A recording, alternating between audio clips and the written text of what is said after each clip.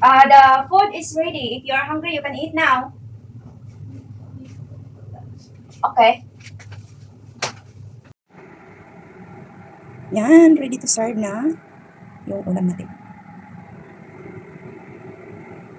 So, kay 31 man ron, the last day of the month. So, magluto pag ma-appreciate niya lang. Tomato, rice, pork, and mainit na mantika.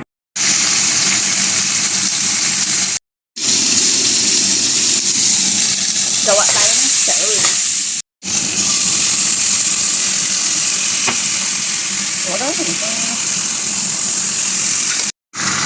Ang bida ng lahat. Egg return.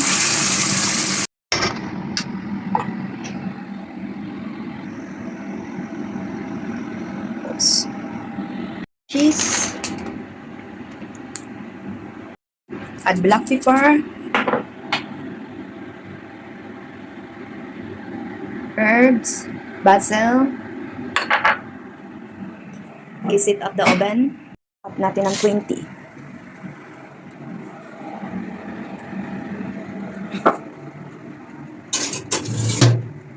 And ready to serve. O yung mga alaga natin. So, ito na siyang gigisa. Ang sibuyas, ahos, dayon, black pepper, then nilagyan natin yun ng, tinimplahan natin yun. So, lagay tayo ng sili.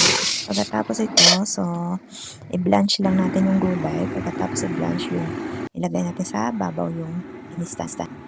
So, ang next natin gawin is magpatunaw natin ng butter. Pag natunaw ng butter, ilagay natin yung scallop. So, na-marinate yung scallop. Black pepper, white pepper, lemon, and paprika. Yan, plating-plating tayo kasi sakuran ngayon.